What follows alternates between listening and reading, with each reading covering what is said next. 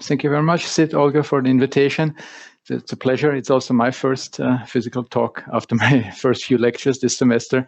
And I have to say already now, I feel it's much better than talking into your computer.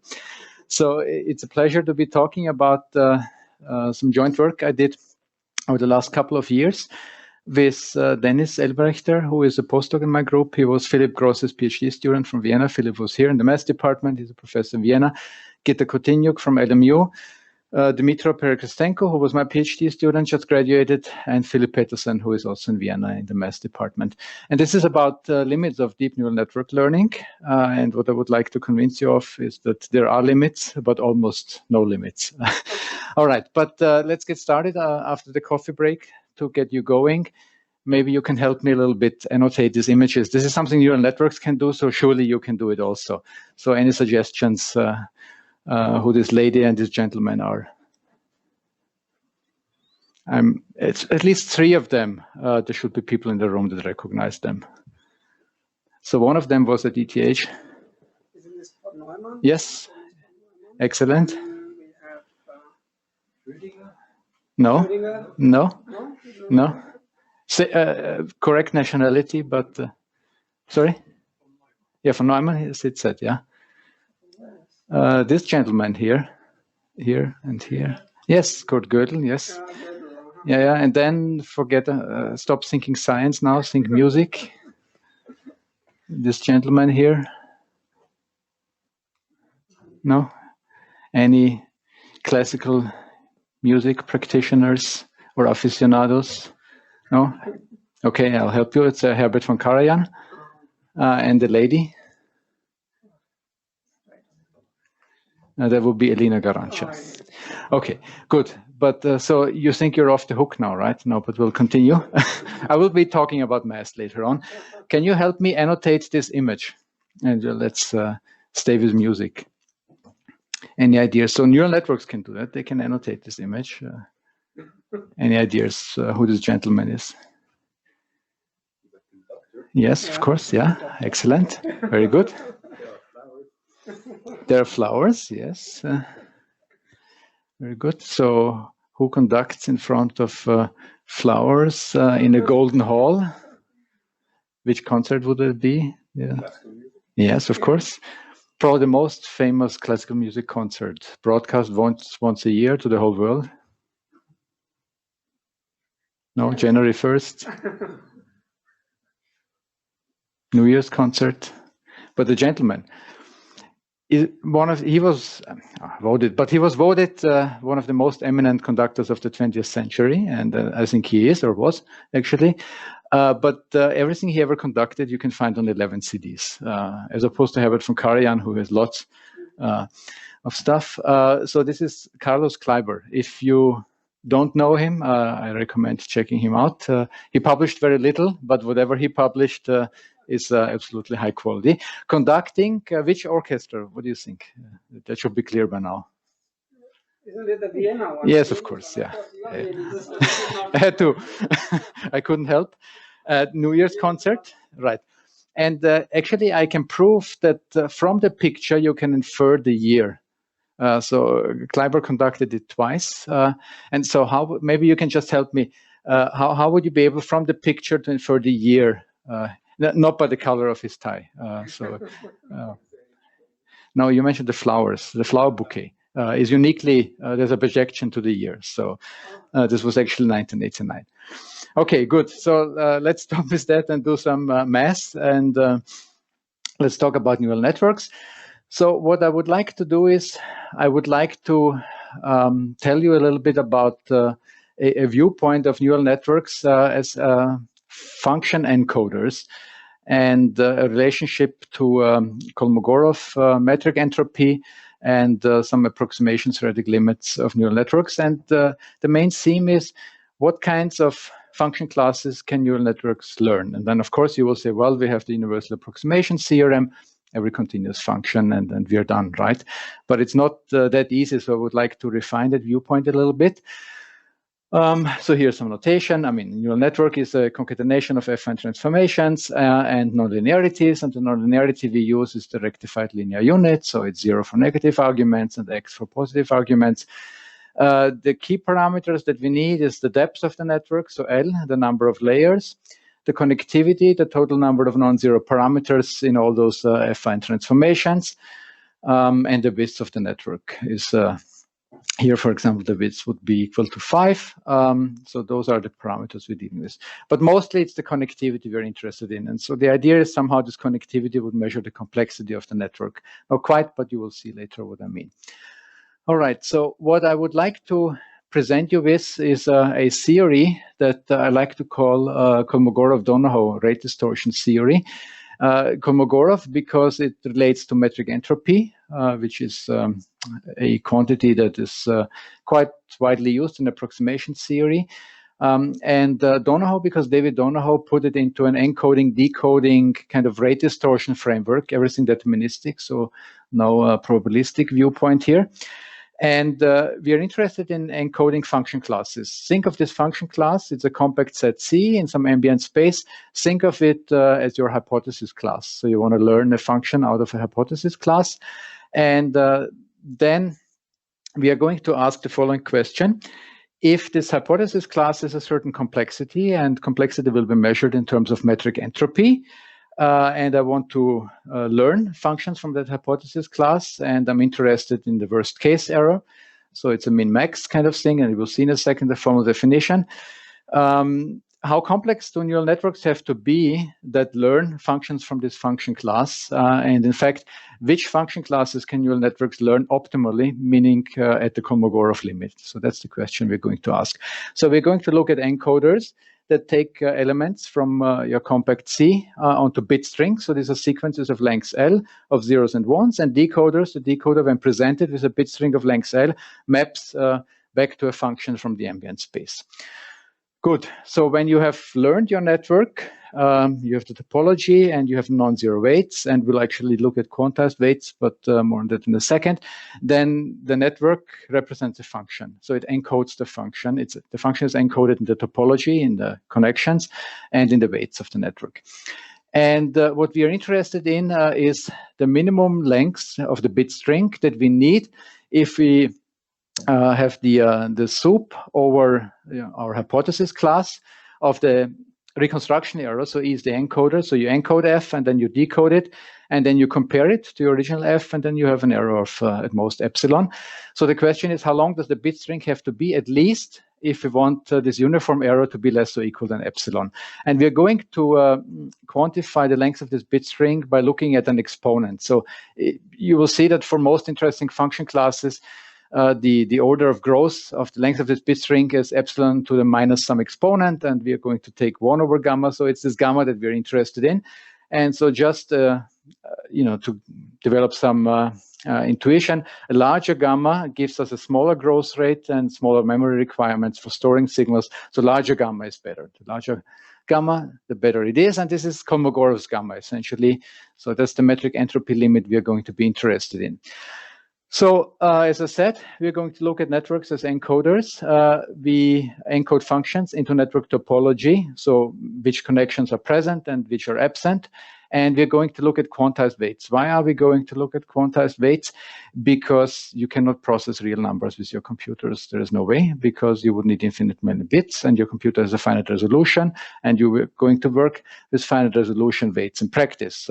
And we want to map to bit strings. So we have finite length bit strings, and that's why we need to quantize our weights. And it's a very simple quantization scheme, and I don't want to talk about the details. It's just rounding operations.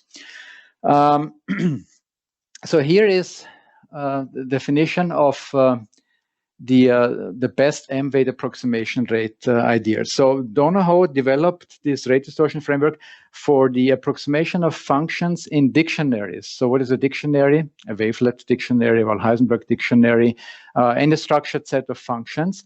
And the approximation there is of superpositional nature. You try to represent a function as a weighted linear combination of basis functions. So think of the Fourier series representation, then you're trying to represent a function as a weighted linear combination of complex exponentials. That's the easiest. Then if you want to be a bit more sophisticated, you can have windowed Fourier transforms, that's the Weyl-Heisenberg group, or you can have wavelets, affine group, you compress or expand a function and you shift it, and so on. So he developed this framework for dictionary approximation, and we are going to take this now into neural network approximation. And in Donoho's framework, the quantity of interest is actually how many elements do you need from your dictionary to get a certain approximation accuracy. And here we're going to ask how many weights do we need, non-zero weights do we need in the network to get a certain approximation accuracy. And this accuracy is our epsilon, and we set it equal to m to the minus gamma. And I don't want to go into all the details, but if epsilon is m to the minus gamma, m is equal to epsilon to the minus 1 over gamma, and then m is something like the length of the bit string. Okay, so this is very broad brush, but that's how you can think of m, length of the bit string. And we will be concerned with getting the network to be encodable with m times something as a function of m that grows slower than linearly, and then we have optimality. That's kind of the program that we are going to follow. So whenever we can encode the topology and the quantized weights in m times, and typically it's going to be log of m, then we're going to be optimal, and we're going to ask which function classes can be encoded in a neural network that is representable, the neural network, with a bit string of length m log m. So that's the question we will ask. We have to be, so we have to encode two things. One is the topology of the network, and that I will show you here again. This is a back of the envelope calculation.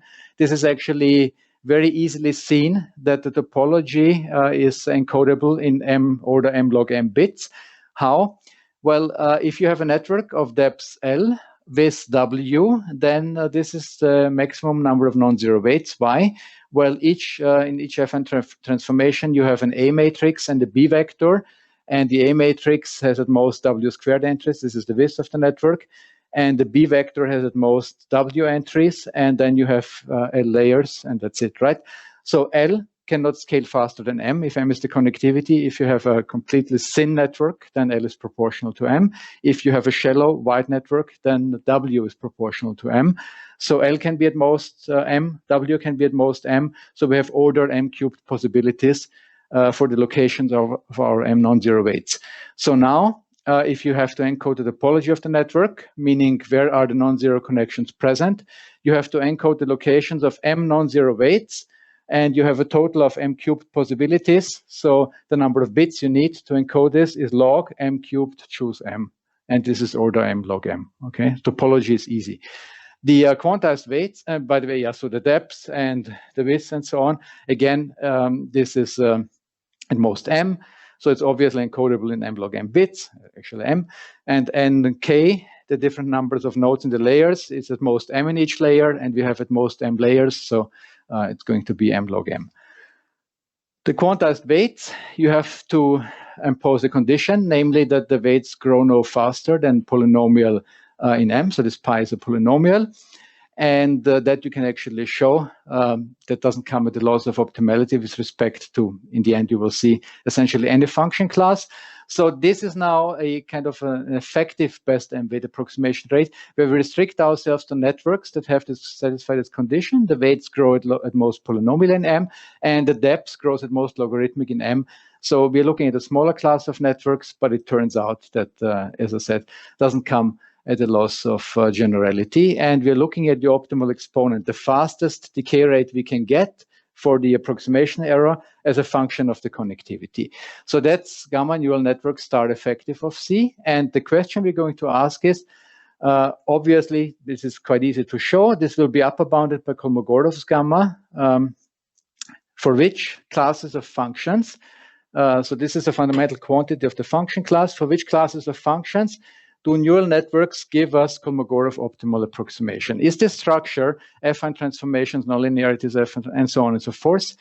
So is the structure fundamentally well suited to approximate functions from a given function class, or multiple function classes. What are those function classes? So for those of you who know classical approximation theory, you know that wavelets provide optimal approximation for Bezoff spaces.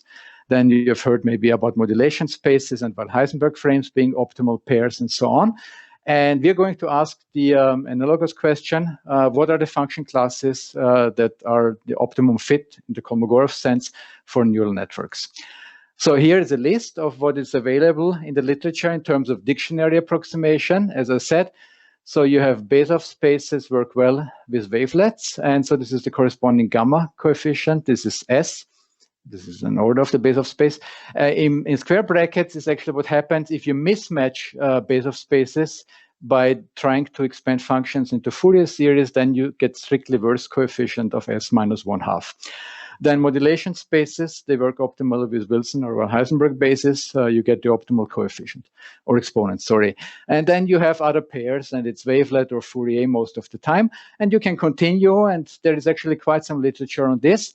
So here, if you're a practitioner and you have a hypothesis class, you need to know something about the structure of the hypothesis class. Is it rather Bezoff, rather modulation? I mean, this is the affine group, this is the Heisenberg group. These are very different structures. And so you need to assume some prior knowledge.